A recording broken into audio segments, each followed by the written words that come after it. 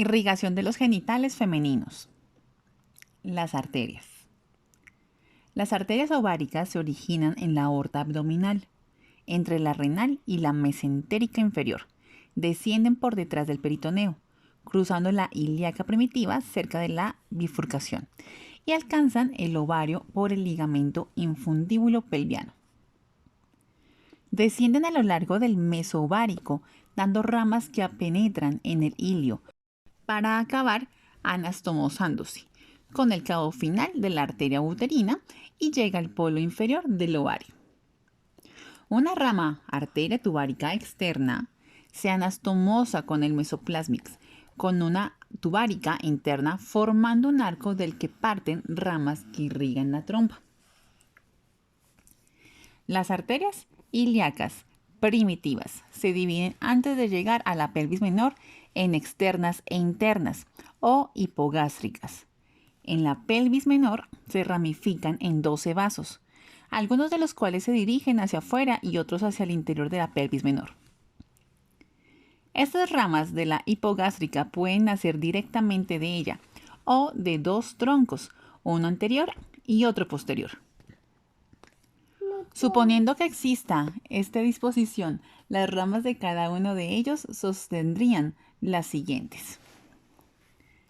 Tronco anterior. La obturatriz, umbilical, isquiática, pudenda interna, vesical inferior, hemorroidal media, uterina y vaginal. Y por parte del tronco posterior sería iliolumbar, sacra lateral superior, sacra lateral inferior y la glútea. Las arterias uterinas nacen de las hipogástricas a nivel de las espinas ciáticas. Se dirigen hacia adentro por debajo del ligamento ancho y cruzan el uréter por delante y por encima, a la altura del cuello uterino y por debajo del istmo. Describen una curva que se le conoce como el callado de la uterina hasta llegar al útero, por cuyo borde lateral ascienden formando rizos. Se separan del útero un poco por debajo del ángulo superior y por el ligamento útero-ovárico. Marchan hasta el polo inferior del ovario, donde se anastomosan con las ováricas. A lo largo del cuerpo uterino, las arterias uterinas envían pequeñas anastomosis hacia las del lado opuesto, hacia el interior del útero, a través del miometrio, marchan las ramas o arterias arqueadas que se transforman en espirales al penetrar en el endometrio. Cada arteria uterina emite diversas ramas: la ureteral, la vesículo-vaginal, la cérvico-vaginal.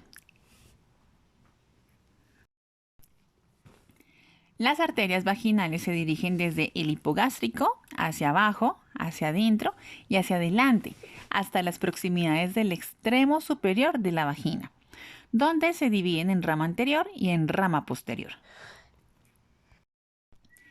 Al anastomosarse con la rama vaginal de las uterinas y de la hemorroidal media, aseguran la irrigación de la vagina. Las arterias pudendas internas se dirigen desde las hipogástricas a la fosa isquiorrectal, dando una serie de ramas que irrigan el periné y los genitales externos, que serían la hemorroidal inferior, que irriga el periné posterior, la perineal superficial, vulvar a los bulbos vestibulares, labial posterior y la clitoroidea, que se convierte en dorsal del clítoris.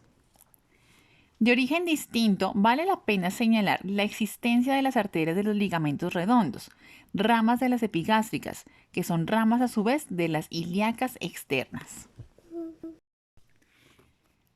Venas.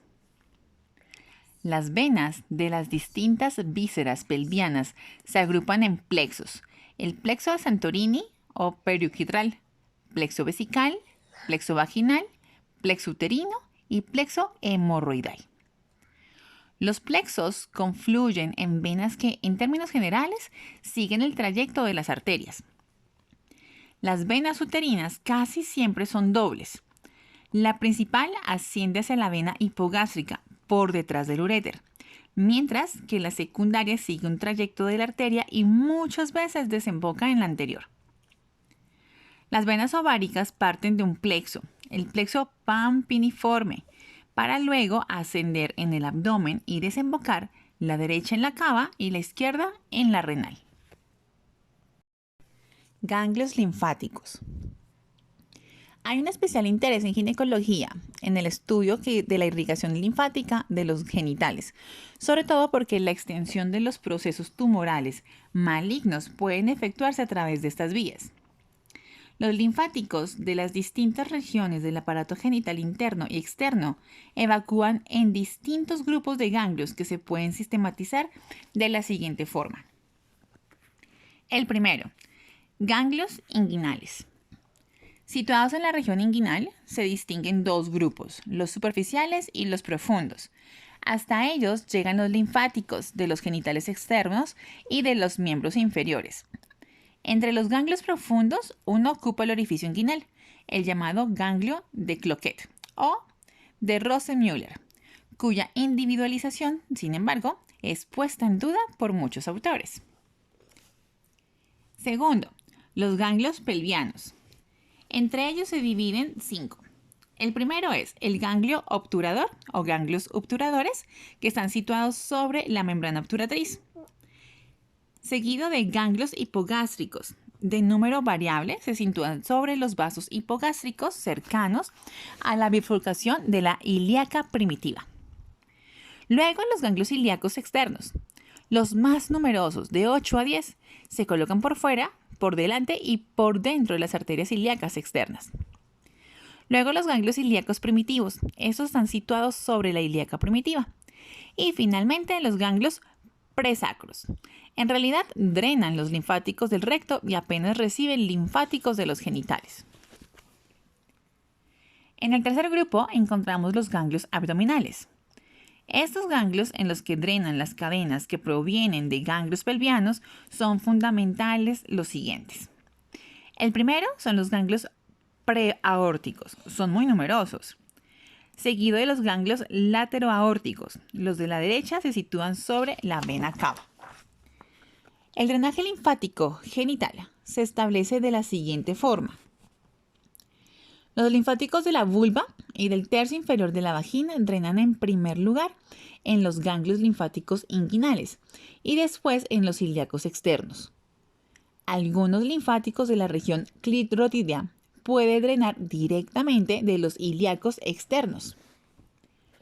Los linfáticos de los 2/3 superiores de la vagina, del cuello uterino y también de la parte baja del cuerpo uterino drenan en los ganglios obturadores, hipogástricos e ilíacos.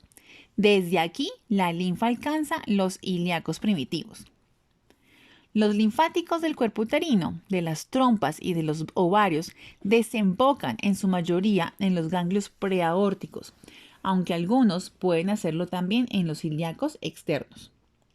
Al final, por tanto, todo el drenaje linfático de los genitales confluye en los ganglios preaórticos y lateroaórticos.